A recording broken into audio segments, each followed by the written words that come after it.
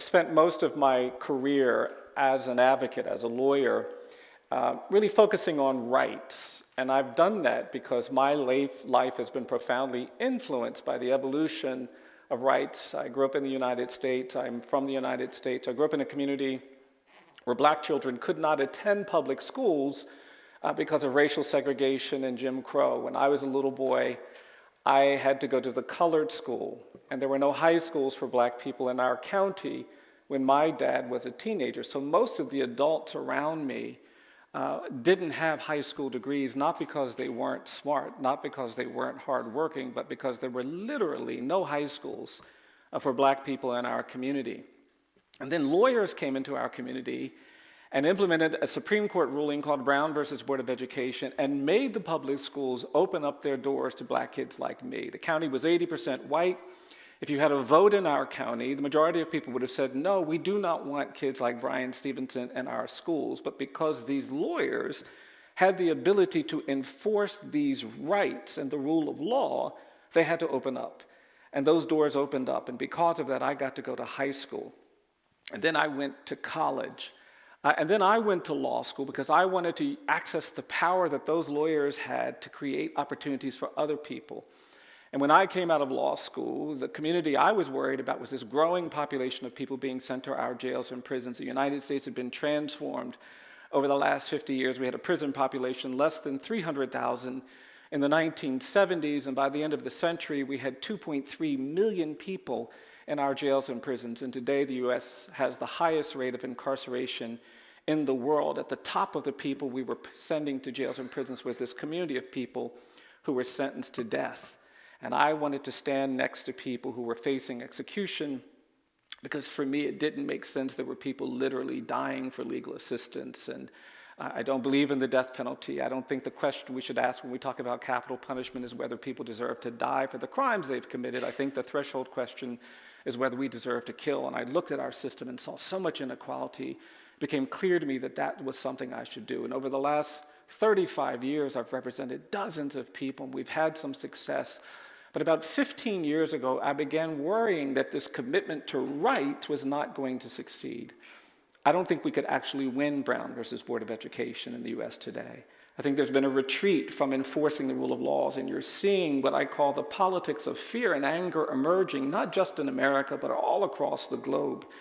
And this rights-based order that so many of us have relied on to increase justice and increase peace seems to be failing. Well, it was then that I decided we had to get outside the courts and continue to do our legal work, but to look to something else. And that's where art and culture became primary, because I think that art and culture has the power to do things that a rights framework by itself will not succeed in doing. I absolutely believe that arts and culture can facilitate social change, can increase the justice quotient in a community, in a nation, the peace quotient, the beauty quotient. But there are aspects to art and change and justice that I think are worth just examining a little more closely, and that's what I want to talk about. I don't believe it's enough to say I'm an artist or we're an art institution interested in social change. All of us have identities. Some of you are writers, some of you are art historians, some of you are artists, some of you are poets, some of you have other roles, and you have titles that describe and define who you are. But I believe your identity goes beyond your title.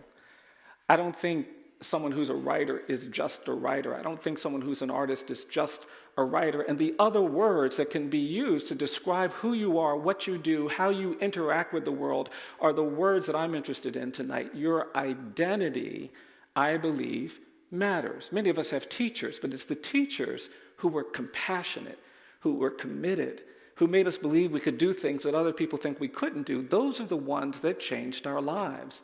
There are physicians all over the globe, but physicians that don't listen, physicians that don't make their patients feel seen or heard, or physicians that aren't as effective as the physicians that have that compassion quotient, that caring quotient.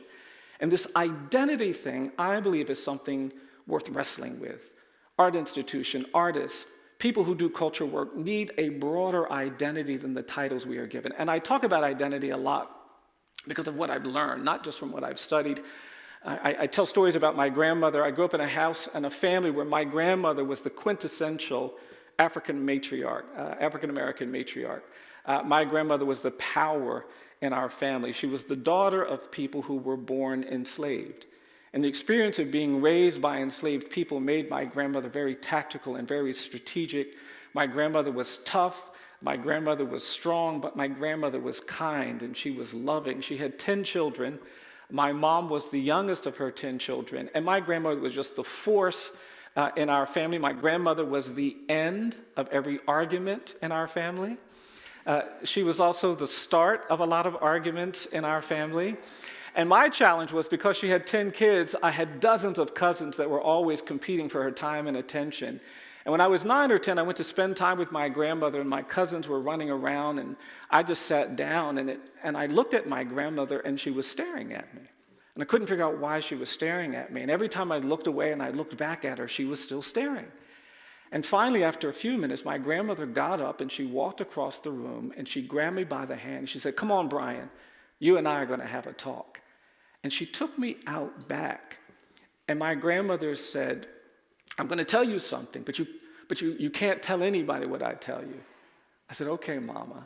And then my grandmother looked at me, and she said, "I want you to know I've been watching you." She said, "I think you're special." She said, "I think you can do anything you want to do." And I remember staring at my grandmother just like it happened yesterday. She said, "But there are 3 things you have to promise me, Bryan."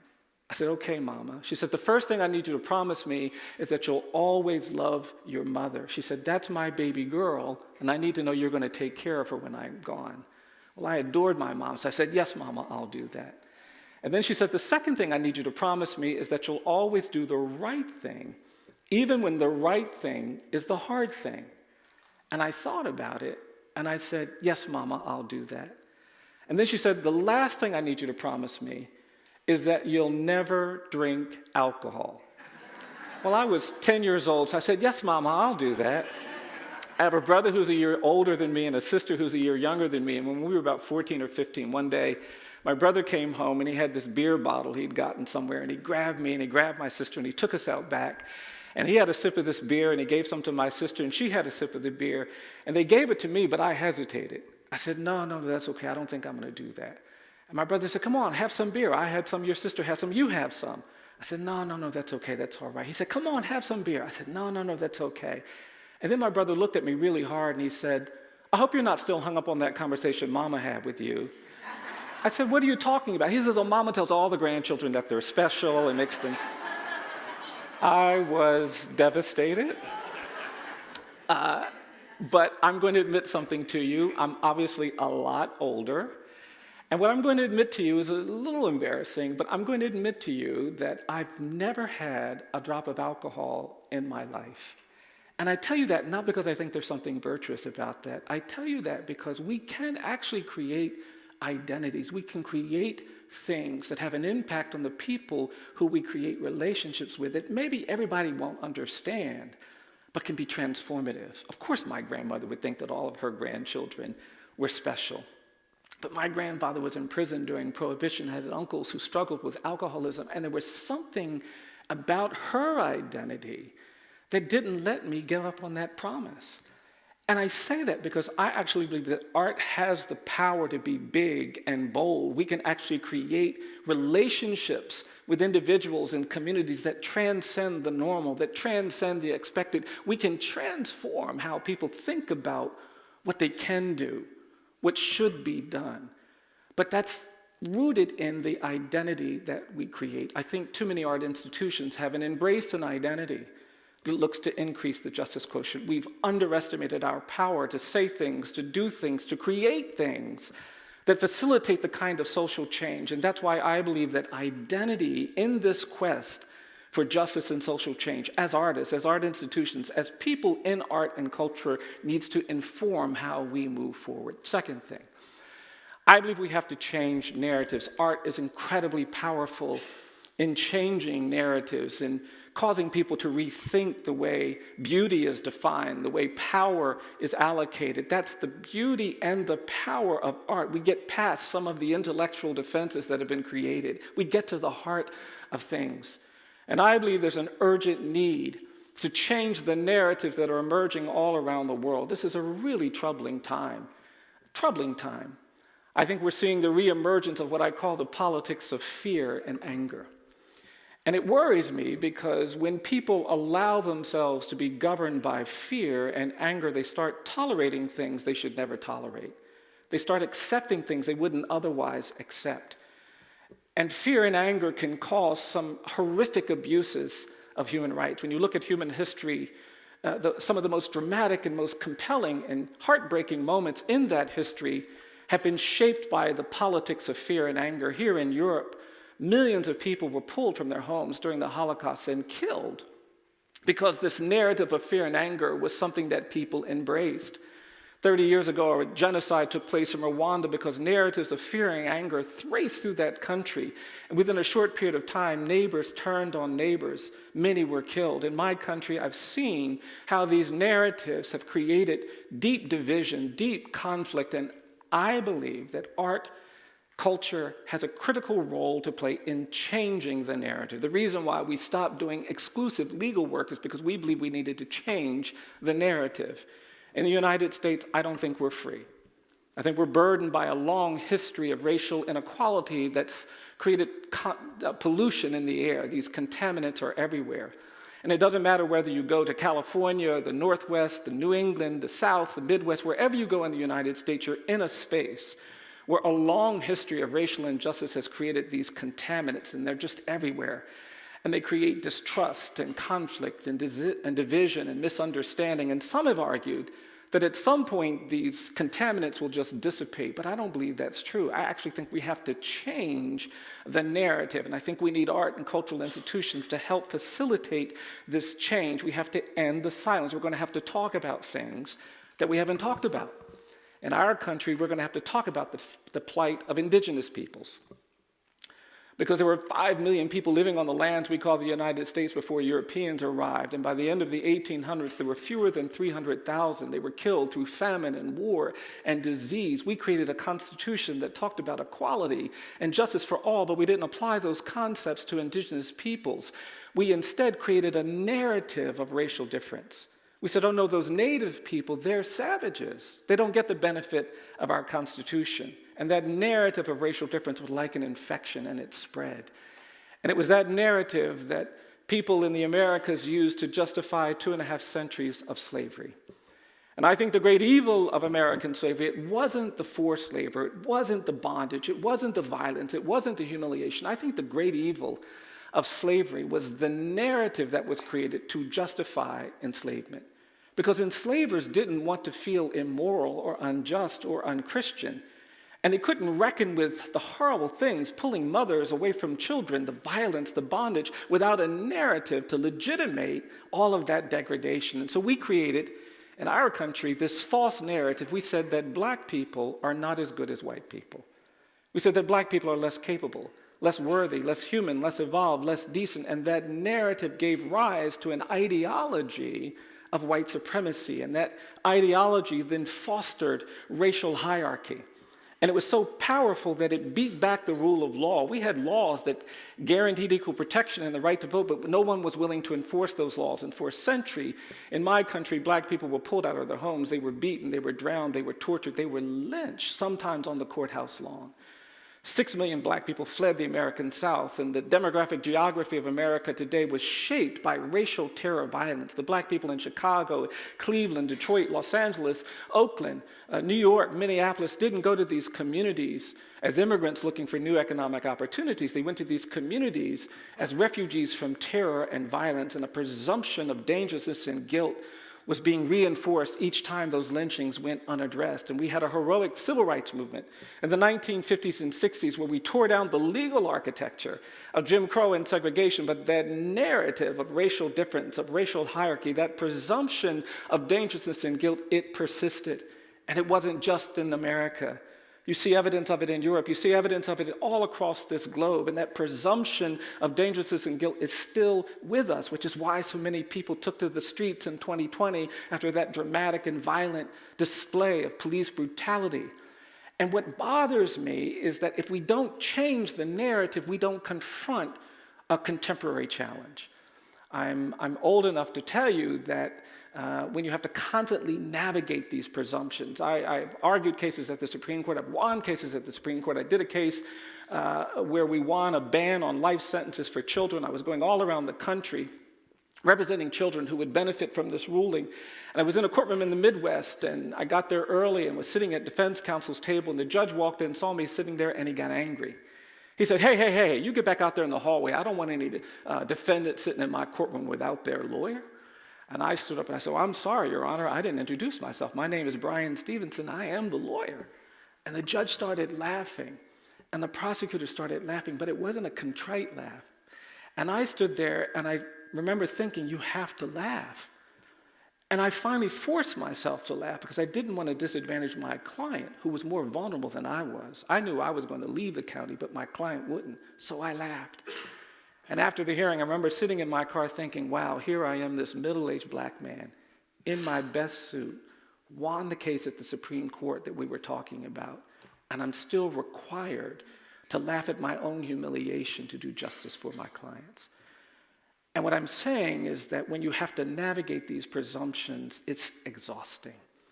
And that, for me, means we have to change this narrative. We need an era of truth and justice. We need an era of truth and reckoning, truth and reconciliation, truth and restoration, truth and repair. And I believe that art and culture has to lead the way because we can see behind the fear. We can see past the anger. We've created cultural sites in America, in my community. We've opened something called the Legacy Museum in Montgomery and the National Memorial for Peace and Justice, which honors thousands of victims of racial terror violence. We've just opened Freedom Monument Sculpture Park. I've got to head back for our dedication in 2 weeks, and I want to invite everyone to please come to Montgomery. And if you come to our museum, you'll find 800 jars of soil. And we have a project where we're trying to put markers at every lynching site in the United States because this history has been so hidden. And when we put up the markers, we invite people to dig soil from the lynching space and put it in a jar with the name of the victim and the date, and they bring it back to the museum, and we have them on display. And every now and then someone will say, Mr. Stevenson, I want to contribute to that. And an older black woman called me and said, Mr. Stevenson, I want to dig some soil. And we sent her to West Alabama to dig soil at a lynching site, and we gave her the jar with the name of the victim. We gave her the memo that talked about the lynching. We gave her the implement. And she went to that site, she got there, but she said when she got there, she had to pray before she got out of the car because it was scary, it was remote. It was on a dirt road in the middle of the woods. She said she found her courage, got out of the car, crossed the road, found the site where the lynching took place, got down on her knees and was about to start digging, but then a pickup truck came down the road. And this big white guy in the truck stared at her as he drove by, and it alarmed her. The man stopped his truck. He stopped, he turned around, and he drove back by again, and he stared at her some more. She said her heart was pounding. She was terrified.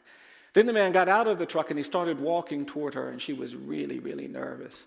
And we tell people when they're digging soil that they don't have to explain what they're doing. We say, look, if you want to just say you're getting dirt for your garden, that's fine. And this man walked up to her, and he said, what are you doing? And she told me later that she was going to tell the man she was just getting dirt for her garden. She said, but all of a sudden, she said, something got a hold of me, Mr. Stevenson. And she said, I told that man I'm digging soil here because this is where a black man was lynched in 1937, and I'm going to honor his life today. She looked down and started digging. The man stood there, saw the paper, and said, does that memo talk about the lynching? She said, it does. And then he said, can I read it? And she said, yes. And she gave the man the memo, and he started reading while she started digging. And after a few minutes, the man finished reading the memo, he put it down, and then he really surprised her. He said, excuse me, ma'am, but would it be all right if I helped you? And she said, yes. And the man got down on his knees next to her, and she offered him the implement to dig the soil. He said, no, you keep that. I'll just use my hands. And she said he started throwing his hands into the soil and putting it in the jar, throwing his hands into the soil. And she said there was something about the conviction with which he was putting his whole body into picking up the soil that just moved her. And she said, Mr. Stevenson, later she said to me, she said, I went from fear to relief to joy so quickly I couldn't help it, but tears got out of my eye. And the man saw her crying, and he looked at her, and he said, oh, ma'am, I'm so sorry. I'm upsetting you. And she said, no. She said, you're blessing me. And the man kept digging with his hands, and she kept digging with the implement, and they were getting near the top of the jar. And she noticed as they got near the top, the man had slowed down. And then she saw that his face had turned red and that his shoulders had dropped. And then she said she saw a tear running down his face. She stopped and she put her hand on his shoulder and she said, "Are you all right?" And that's when the man looked at her and he said, "No, ma'am, no, ma'am." He said, "I'm just so worried that it might have been my grandfather who helped lynch this man." She said they both sat on that roadside and wept. After a few minutes, the man turned to her and he said, "Ma'am, I really want to take a picture of you holding the jar of soil." And she said, "Okay, but I really want to take a picture of you holding the jar of soil." And they took pictures of one another holding this jar of soil. And she said, "Well, I'm going back to Montgomery to put this in the museum." And the man said, "Well, would it be all right if I just followed you back?" And she said, "Sure." And I was there when these two people came into Montgomery and together put that jar of soil in that exhibit. I'm not naive. I don't think beautiful things like that always happen when we tell the truth. But I am persuaded that we deny ourselves the beauty of justice when we refuse to tell the truth. This is a moment for artists and art institutions to commit fully to changing these narratives of fear and anger, to engage in the kind of truth-telling that lifts up the justice quotient and the peace quotient. Third thing, I also believe that in art and sometimes in the expression of cultural ideas, it is very easy to feel hopeless, to feel like people don't see you, don't hear you, don't understand you. And as an advocate, I just want to say, you cannot allow yourself to become hopeless. I think hope is key to art that changes the world, to art that creates social change. Creativity that is powerful is creativity rooted in hopefulness. I think hopelessness is the enemy of justice.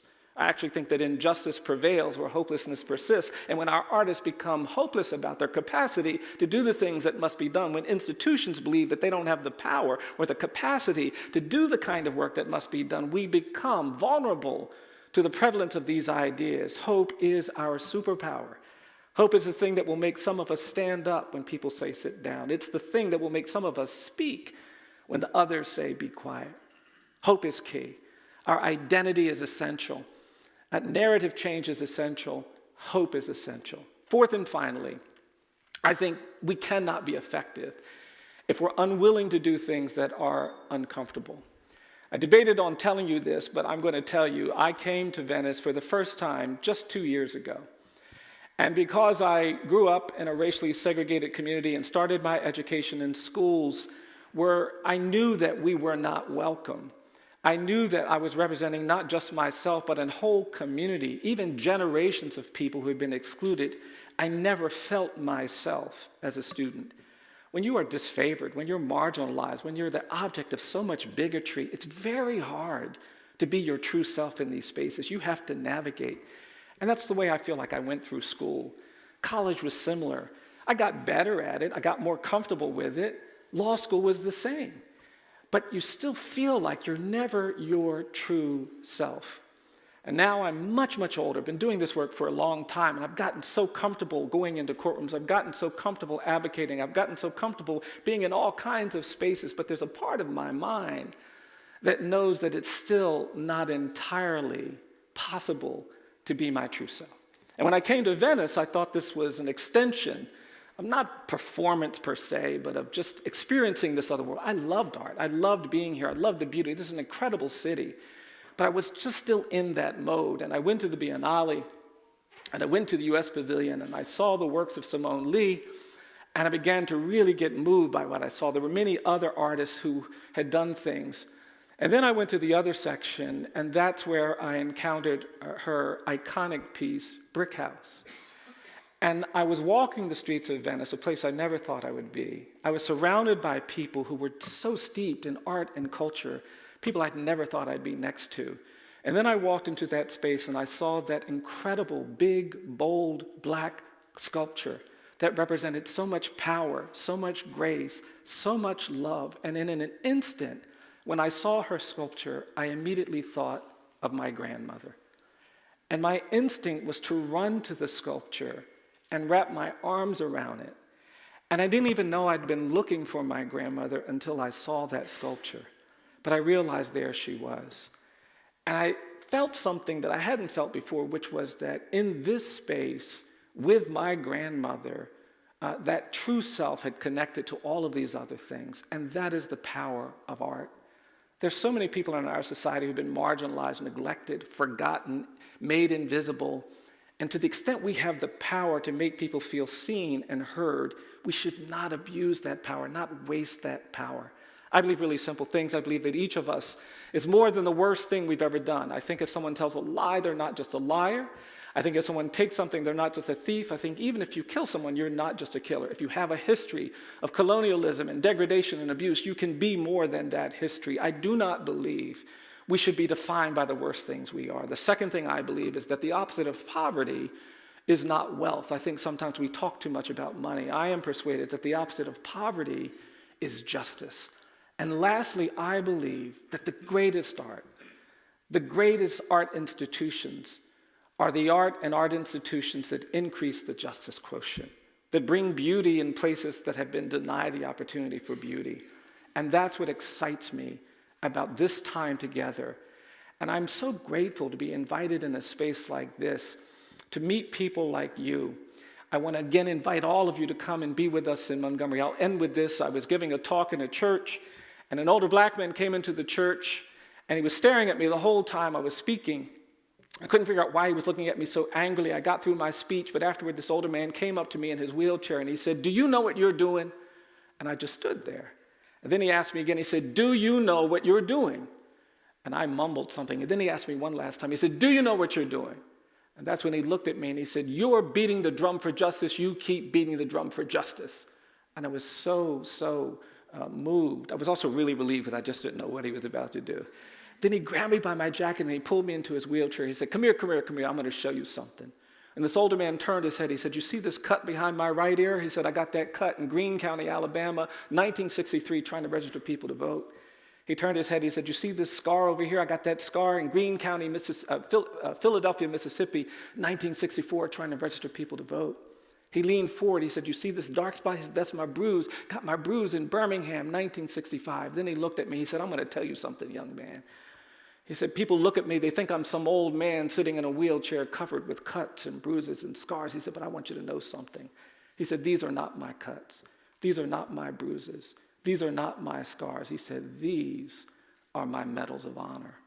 We don't have an award system for the artists, the creators, who are trying to affect social change, sometimes in difficult and complicated situations. But I want you to know that when we do that, there are these medals of honor that are handed out by communities of people, generations of people who have used art, truth, and culture to create justice. I want to be part of that community. I hope you do too.